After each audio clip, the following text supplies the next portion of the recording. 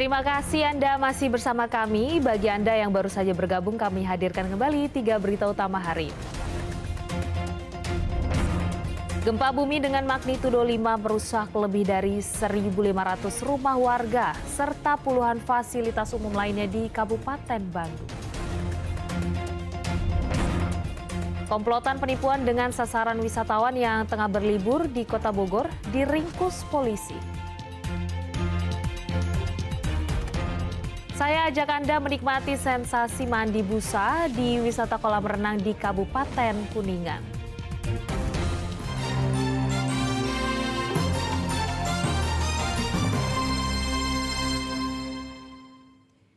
Potret suram pendidikan di Indonesia masih tercermin dengan rusaknya atap sekolah dasar negeri Pasirwangi 1 di Kabupaten Garut.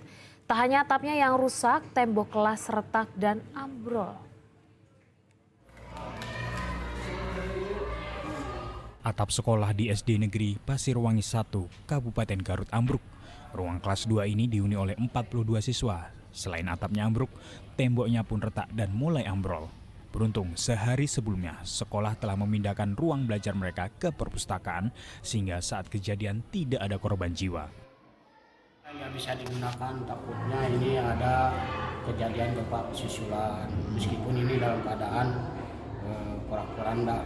Dampak itu cuma satu aja ini, yang lainnya cuma retak-retak biasa. Nah, bisa. Jadi untuk yang terdampak ini tidak bisa dipakai lagi, Pak? Ya, kemungkinan tidak bisa, Pak. Kenapa, Pak? Takut ada gempa susulan.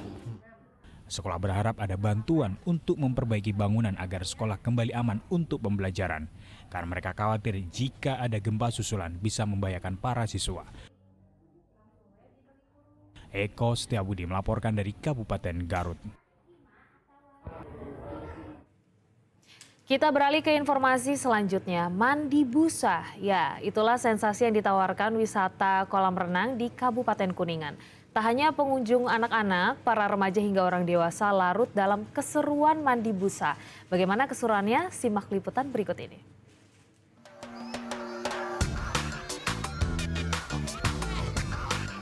Raut keceriaan terpancar dari wajah anak-anak yang asik bermain di tengah kolam dengan gumpalan busa yang berterbangan. Busa-busa tersebut merupakan salah satu wahana favorit yang disediakan wisata kolam renang Zam-Zam Pool di Kabupaten Kuningan.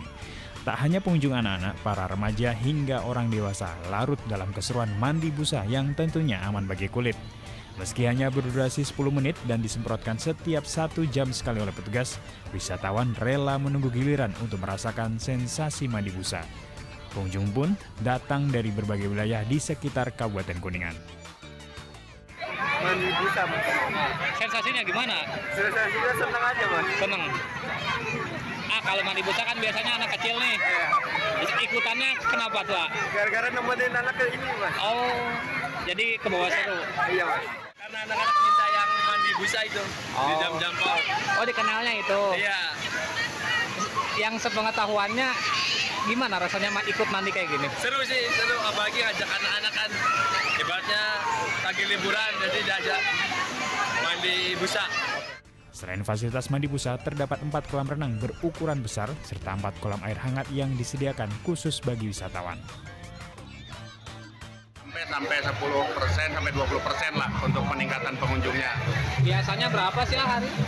Nah, kalau di minggu yang biasa itu cuma 1.000, sekarang ya ada peningkatan dari 1.000 sampai 1.500 lah untuk ininya peningkatannya. Harga tiket masuk ke wisata air ini Rp30.000 per orang di akhir pekan dan Rp18.000 untuk hari biasa. Agun Gunawan melaporkan dari Kabupaten Kuningan. Atraksi Sisingaan membuka gelaran Musda ketiga Ikatan Jurnalis Televisi Indonesia atau IJTI. Korda Purwakarta, Subang, dan Karawang di Wisata Sariater Kabupaten Subang Kamis lalu. Dalam kesempatan ini, IJTI juga memberikan award atau penghargaan kepada sejumlah instansi, baik swasta maupun pemerintah serta individu atas prestasi yang telah ditorehkan hingga berdampak positif bagi kehidupan masyarakat. Musda yang diselenggarakan ini memiliki tujuan dalam menentukan kepemimpinan baru sebagai penerus estafet kepemimpinan dari ketua periode 2021-2024. Selain sebagai wadah untuk pergantian kepemimpinan, Musda IJTI Korda Purwasuk juga menjadi ajang untuk mempererat silaturahmi di antara para jurnalis televisi di 3 kabupaten, yakni Purwakarta, Subang, dan Kabupaten Karawang. Kami penguruslah saat ini Muskorda yang ketiga, teman-teman Ikatan Jurnalis Televisi Indonesia, Korda Purwasuka. Dan mungkin harapan kami teman-teman atau pengurus IJTI Jawa Barat menghasilkan calon pemimpin yang demokratis, pemimpin yang mungkin bisa memberikan manfaat kepada anggotanya, terutama kepada masyarakat, karena kita bekerja sebagai corong masyarakat, sebagai amplifier untuk pemberitaan terhadap masyarakat. Harap tentunya ke depan itu teman-teman jurnalis pers itu bisa memberitakan yang baik-baik lah, yang positif lah mengenai Subang ini. Karena informasi itulah yang sangat kita harapkan kalau kita ingin bawa Subang itu lebih maju, lebih baik lagi. Informasi tadi mengakhiri jumpa kita. Atas nama rekan bertugas, saya Priscilia Claudia mengucapkan terima kasih atas kebersamaan Anda. Selamat beraktivitas dan sampai jumpa.